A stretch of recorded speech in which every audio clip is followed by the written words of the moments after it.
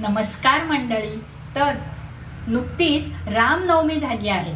समृद्ध मराठी भाषेमध्ये रामापासून तयार होणारे काही काही शब्द आपण बघूया.